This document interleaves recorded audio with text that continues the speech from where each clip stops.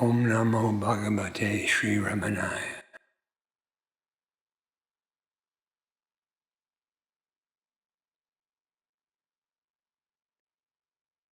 We left off at the end of Dialog 503. Bhagavan was saying, you know that you are. You cannot deny your existence at any moment of time, for you must be there in order to deny it. This, pure existence, is understood by stilling your mind. The mind is the outgoing faculty of the individual. If that is turned within, it becomes still in course of time, and that I am alone prevails. I am is the whole truth. The disciple said, I appreciate the whole answer. Sri Bhagavan replied, who is there to appreciate what? A question about the heart. Sri Bhagavan said, leave alone the idea of right and left. They pertain to the body. The heart is the self. Realize it and then you will see for yourself.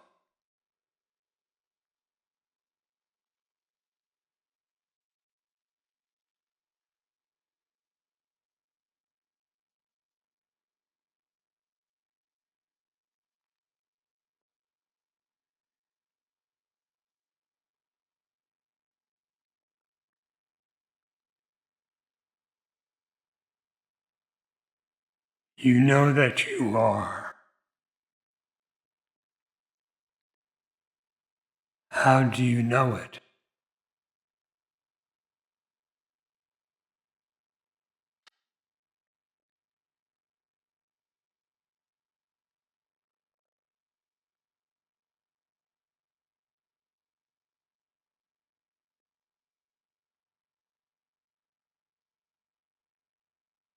You do not know it by a means that you are not.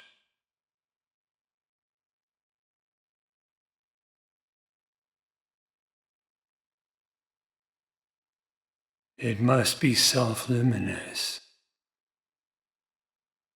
which is the very nature of consciousness.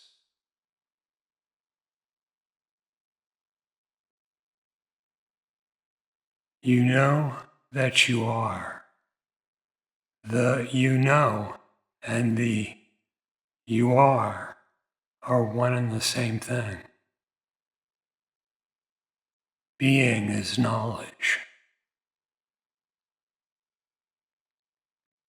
You cannot deny your existence at any time, for you must be there in order to deny it. You cannot conceive of your non-existence. Existence is always. Self-realization is always. The existence is the realization, with no one separate from it to be ignorant of it.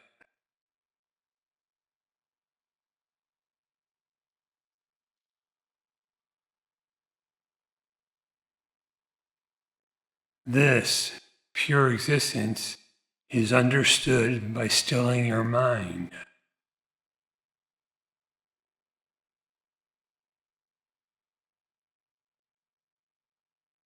How can you still your mind? Such stillness should be permanent.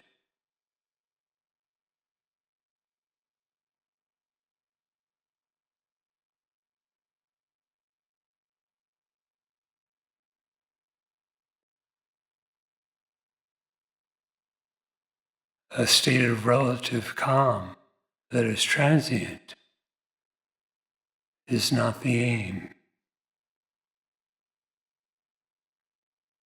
Stillness here means transcendence of all name and form, or stillness means the destruction of ignorance.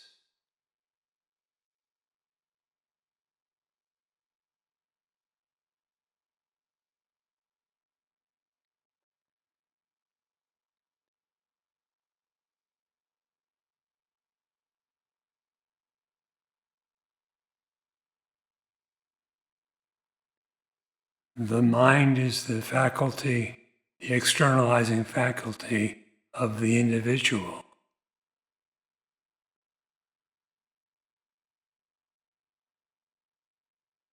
The mind is the form that the individual takes.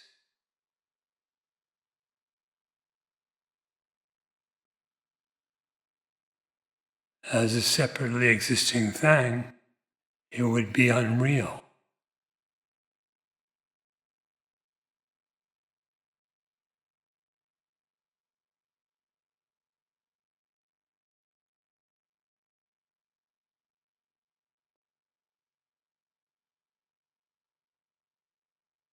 Trace the mind to the individual.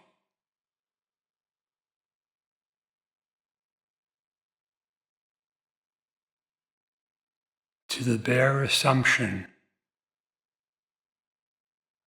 of existing as I, a separate entity.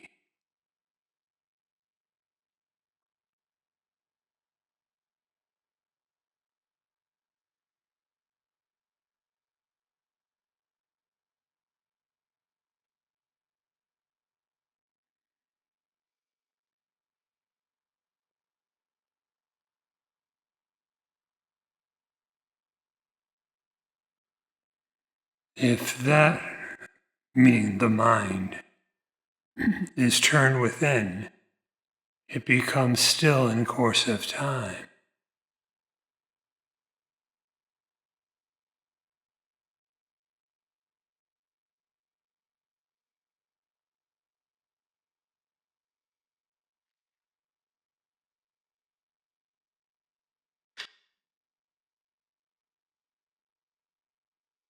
Discerning the mind's real nature.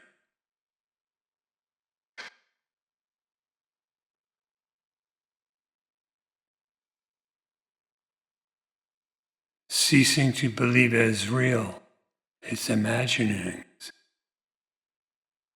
Such is the meaning of turning the mind within.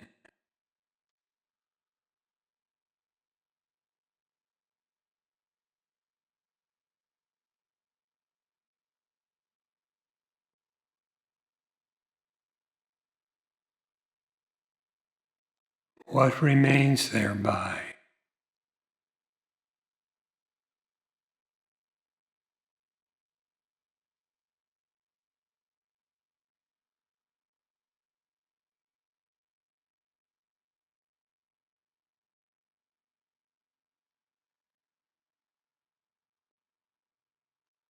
Stripped of the form of the mind, what form does the I have?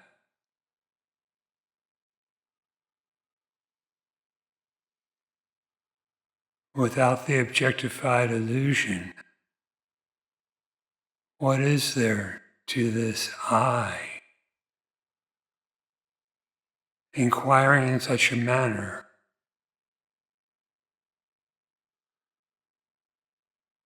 the I vanishes because it is unreal, and all that remains is I, which is absolute being, without beginning and without end.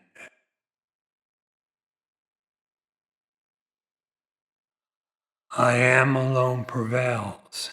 I am is the whole truth.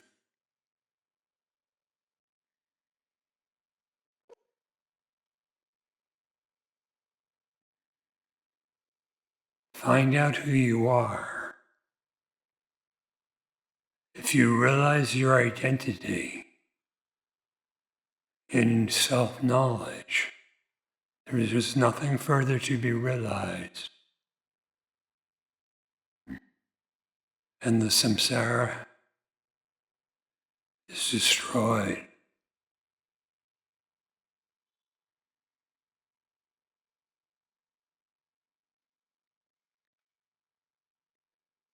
The I notion vanishes. The I of pure existence remains.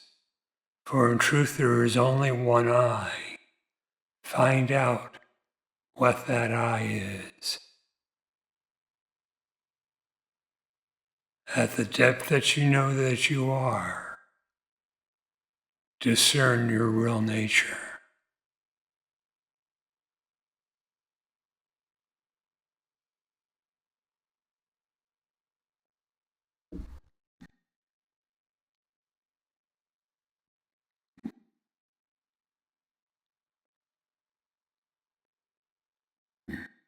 The disciple then said, I appreciate the whole answer. Sri Bhagavan replied, who is there to appreciate what?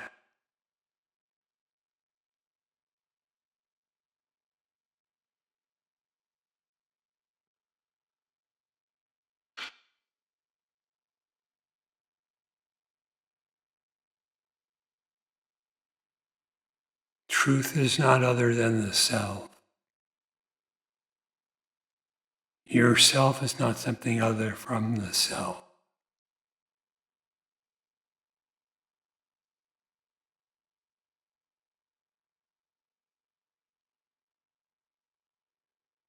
What is the nature of the one who appreciates?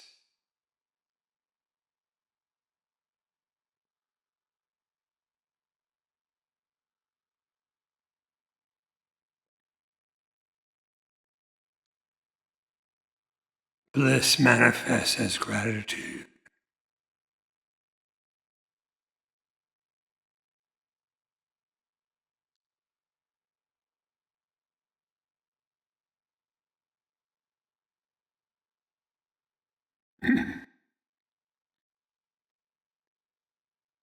A question about the heart. Sri Bhagavan said, leave alone the idea of right and left. They pertain to the body. The heart is the self. Realize it and then you will see for yourself.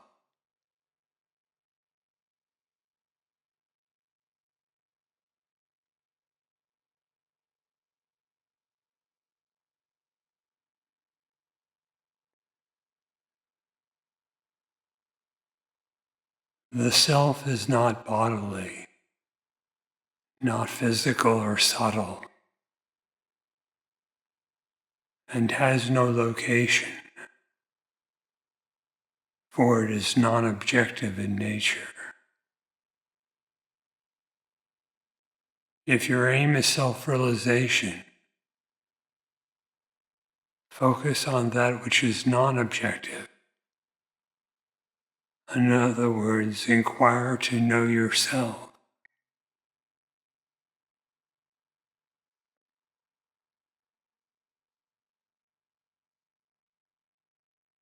Self-realization is not a bodily state.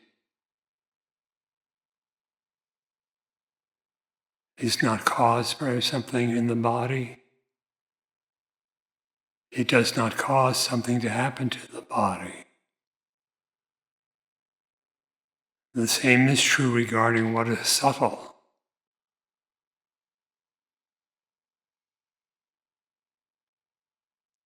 Neither gross nor subtle is your existence. Existence is the real heart.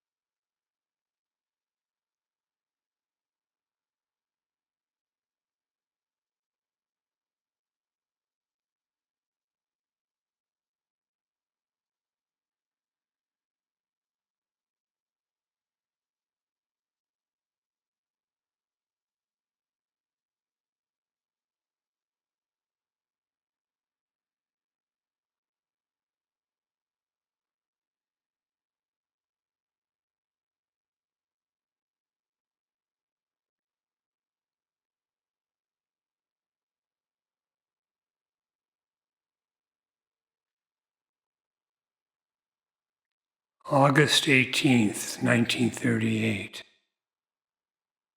Dialog 504.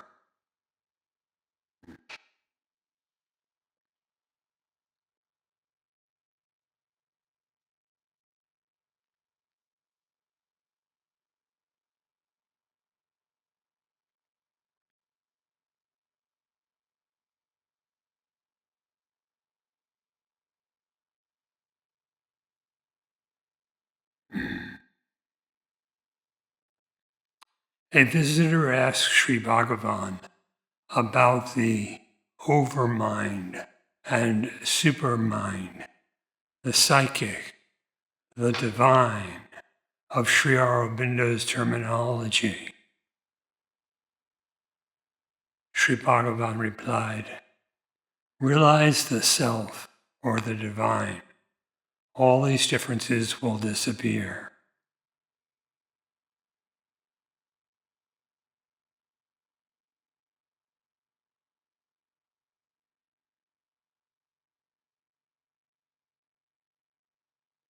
There are not many parts to the self. Existence is undifferentiated.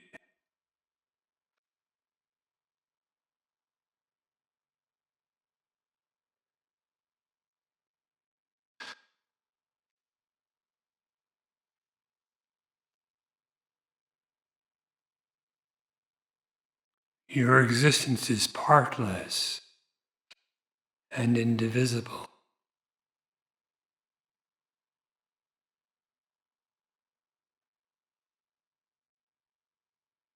Realize the self or the divine, that is, God.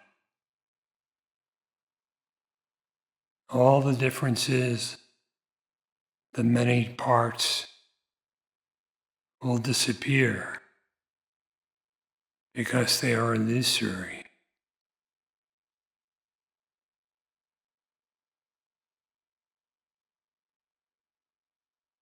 What remains then, partless and indivisible, is what exists even now and for all eternity.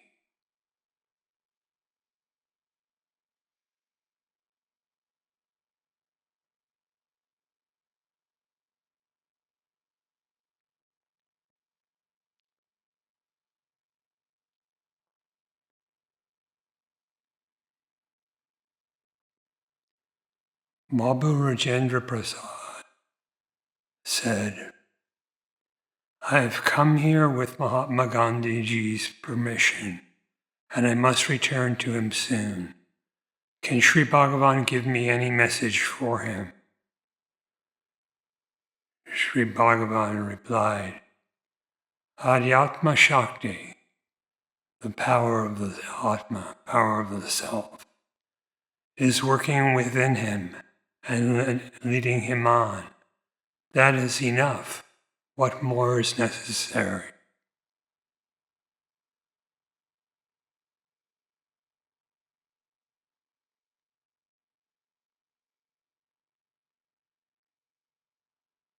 If we are ignorant, we think there are many powers in this world corresponding to many things.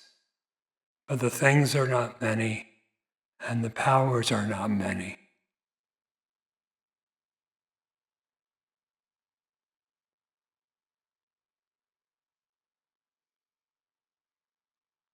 The power really is of the self. It manifests as this entire universe and also its absence.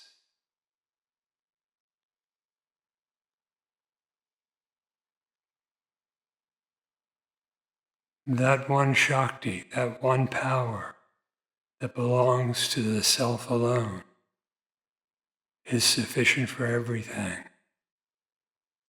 If one knows of it and surrenders himself to it, he loses his separate individuality and he loses the potential to suffer.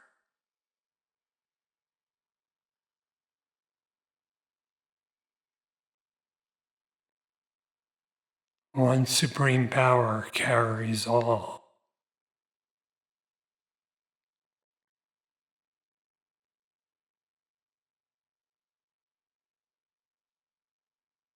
Knowing that everything is always all right.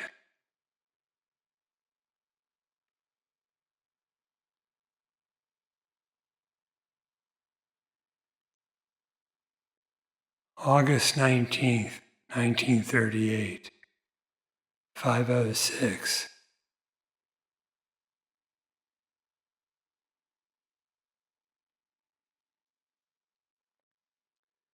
Explaining the opening stanza of Sadvidya, Sri Bhagavan said, "Sat, being, is Chit, knowledge absolute.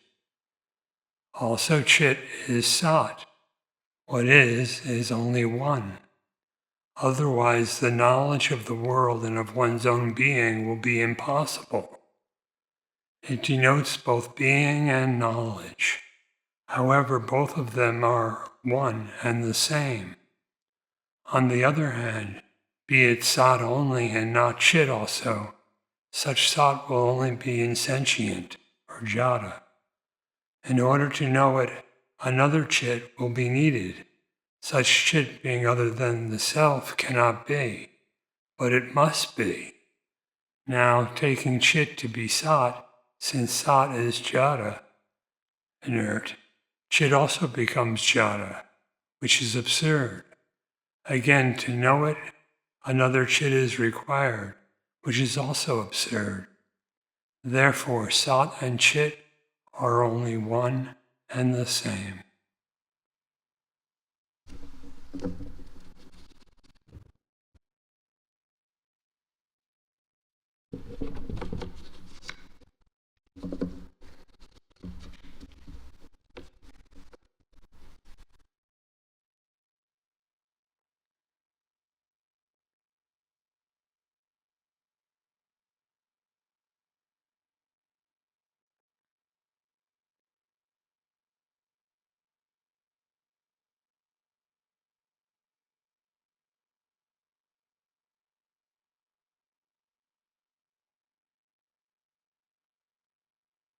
Explaining the opening stanza of Sadvidya.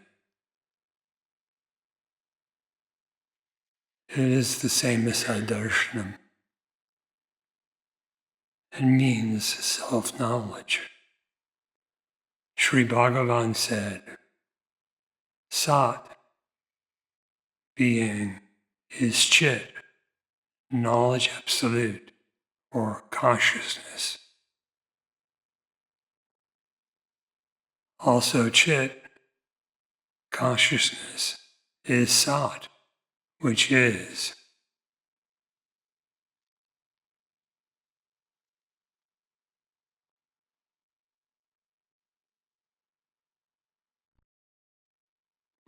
Also Chit is Sat. What is only one. What is, existence is.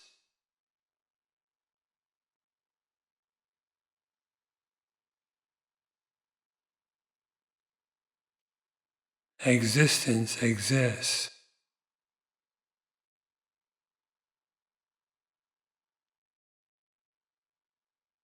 Existence knows itself.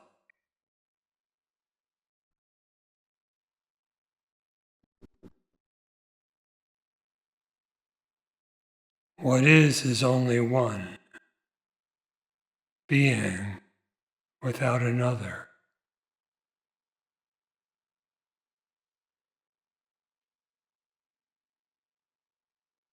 Otherwise, the knowledge of the world and of one's own being will be impossible.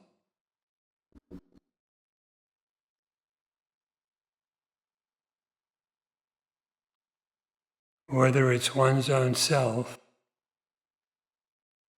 or the objectified sphere of experience called the world.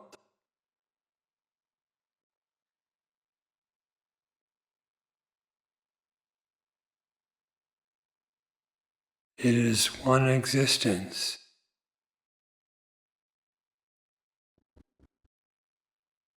And both of them are illumined by consciousness alone.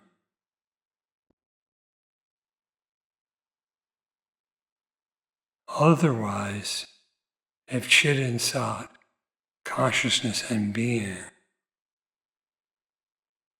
are different from one another,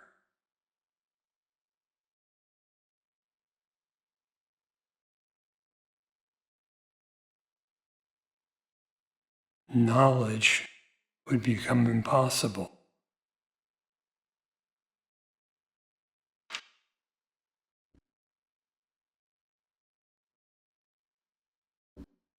It denotes both being and knowledge. However, both of them are one and the same.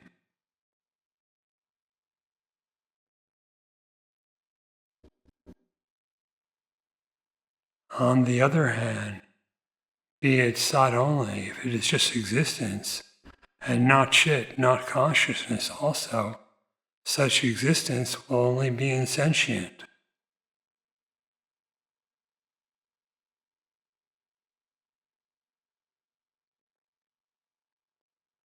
If it is insentient, then in order to know it, another Chit will be needed.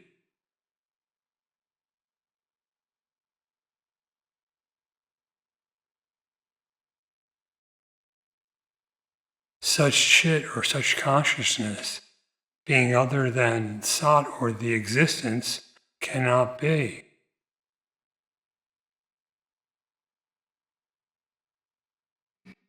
But it must be.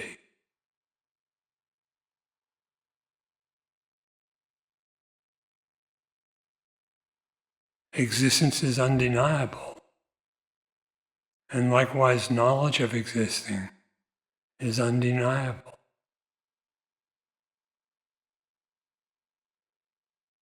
You cannot be without existence, such is absurd.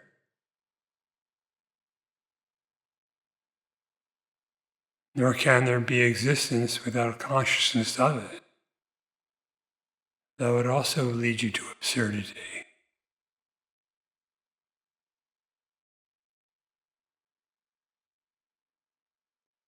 Now, taking Chit to be Sat, since Sat is Jada, existence is inert, Chit also becomes inert, which is absurd. Again, to know it, another Chit is required, which is also absurd. Therefore, Sat and Chit are only one and the same.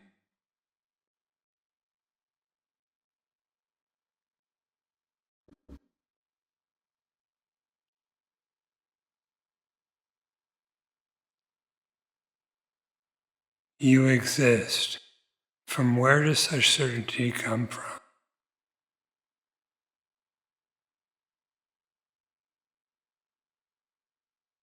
You know that you exist. From where does that knowledge come?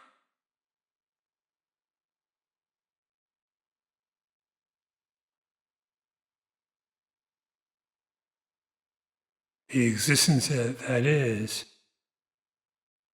the existence or consciousness that knows.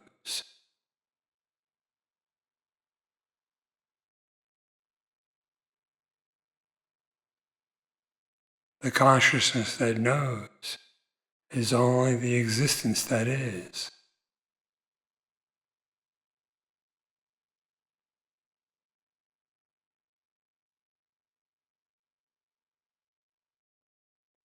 When you inquire to know the self,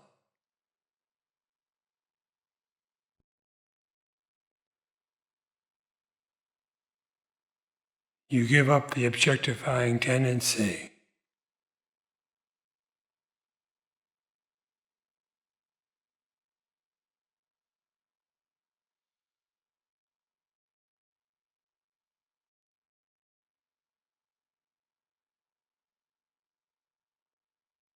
And just existence alone is known as it is, with the knowledge that is consciousness alone.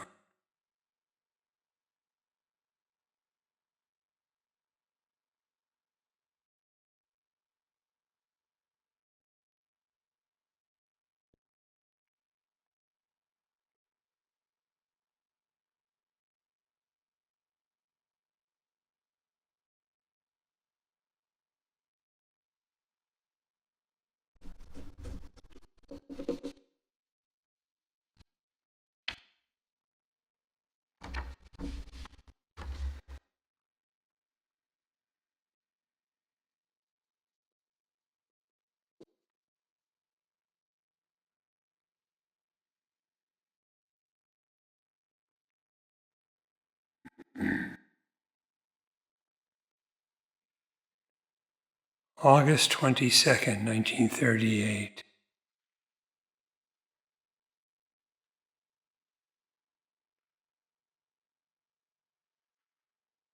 An Arya Samajist from Bangalore with a companion visited Sri Maharshi.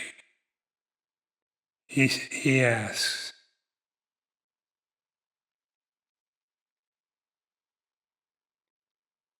what is the use of yoga practice? Is it for personal use or universal benefit? Sri Bhagavan answered, yoga means union of two entities. What are they? Inquire. Use or benefit is in relation to some center. What is it? Inquire.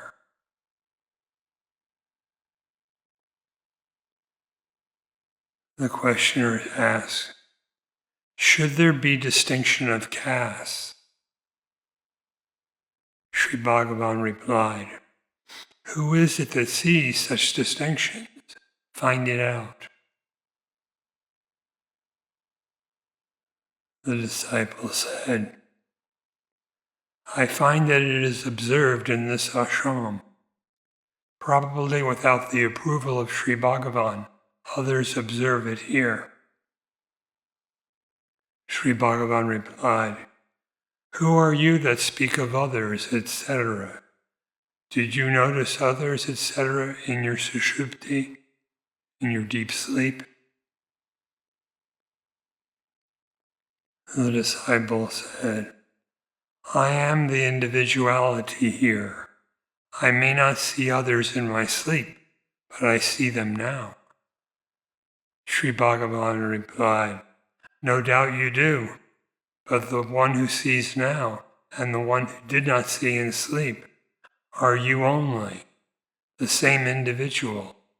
Why should you notice differences now and be troubled? Be as you were in sleep. The disciple said, "That cannot be. I see it now, whereas I do not see it in my sleep. That does not alter the existing state of affairs."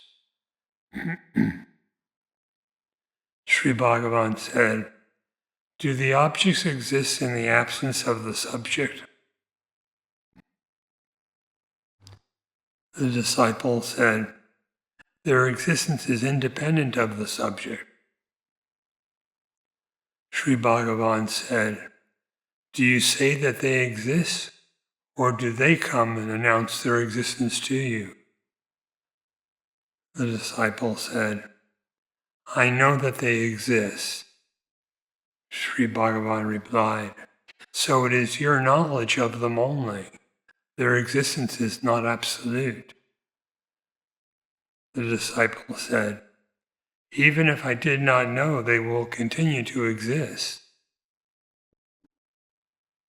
Sri Bhagavan replied, "Do you claim their existence in the absence of your knowledge of them?"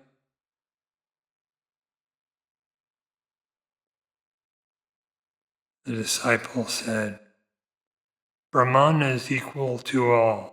There cannot be any distinctions there. Caste distinction is against the highest principle." Sri Bhagavan said, "Why do you drag in Brahman? He has no grievances. Let him who has grievances pursue the matter." Sri Bhagavan replied, the disciple asked, "You are a Mahatma. You cannot admit caste, but how do the people here enforce such distinctions?"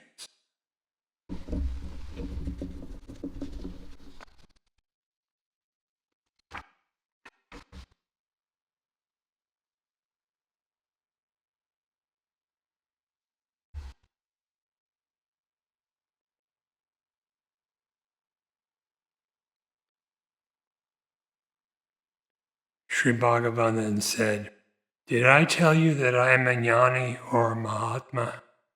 You are saying it yourself. Nor did I make a grievance of this state of this caste affair."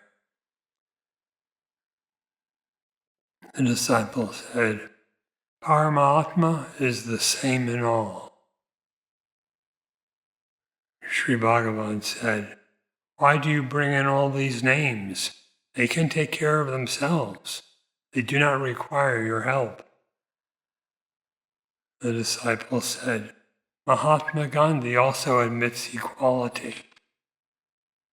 Sri Bhagavan said, "Gandhi is not here." The disciple said, "Aurobindo does not approve of caste. Do you approve of them?" The Maharshi replied, "As for Aurobindo, you ask him.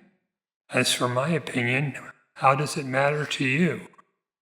How will it be of use to you? Have you got any opinion on the matter? That alone will affect you, not the opinion of others." The disciple said, "I do not approve of the caste system. Mahatma's opinion is valuable as a guidance. I want your blessings in my attempts." Sri Bhagavan said, "Mahatma has told you to seek and find yourself. You will not do it, but require his blessings." The disciple said, "I am trying to follow the instructions, but caste distinction is painful. It must go." The Maharshi replied, "To whom does it cause pain?"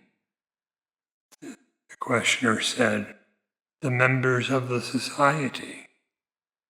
Sri Bhagavan said, "It is you who say it. There are countries where there are no such distinctions of caste. Are they free from trouble? There are wars, internecine struggle, etc. Why do you not remedy the evils there?" The disciple said, there are troubles here also. Sri Bhagavan said, differences are always there. They are not only human beings. There are not only human beings, but also animals, plants, etc. The state of affairs cannot be helped. The disciple said, we do not mind the animals, etc. at present. Sri Bhagavan replied, why not? If they could speak, they would claim equality with you and dispute your claims no less vigorously than human beings. The disciple said, but we cannot help it. It is God's work. Sri Bhagavan replied, if that is God's work, then the other part is your work. Is that so?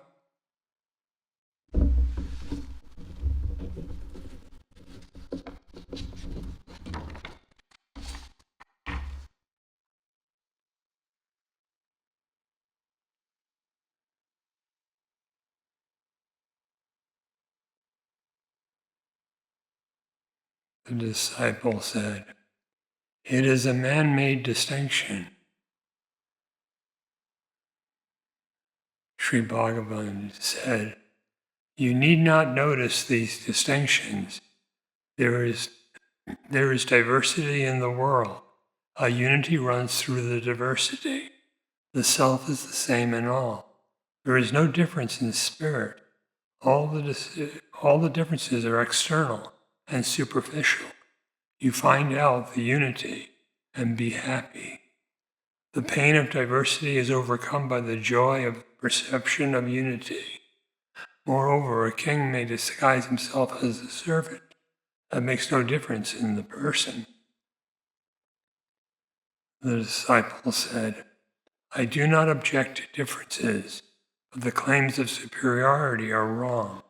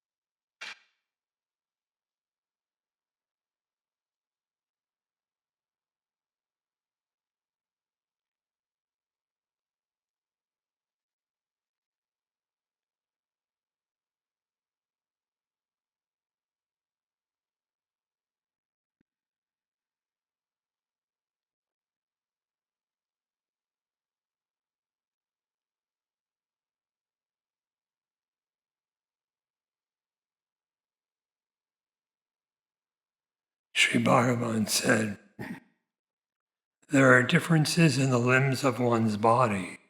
When the hand touches the foot, the hand is not defiled.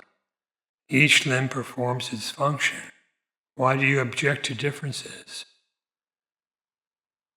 The questioner said, the people feel the injustice of caste distinction. It must be rooted out. Sri Bhagavan said, you can individually arrive at the state where such distinctions are not perceived and be happy.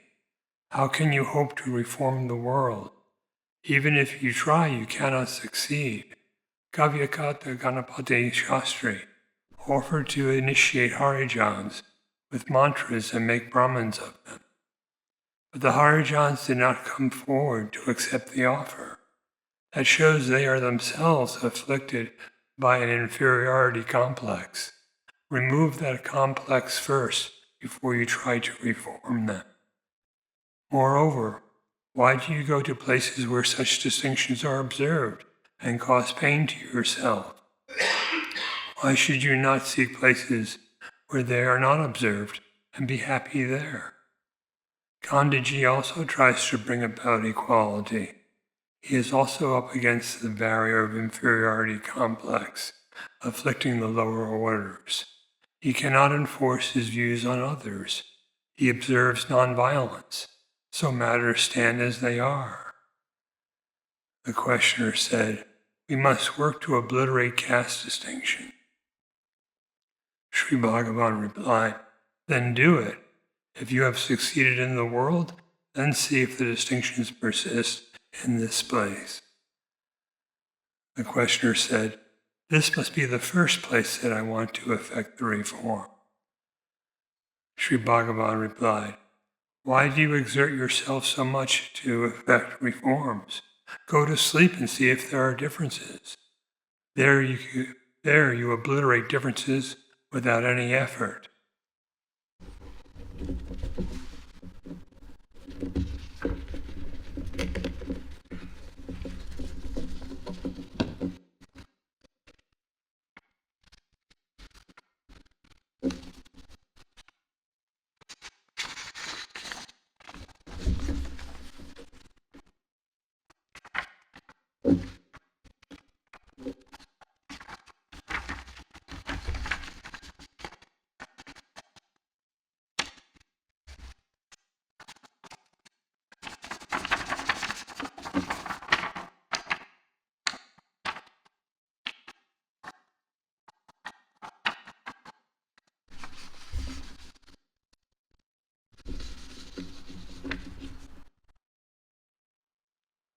Om Namo Bhagavate Sri Ramanaya.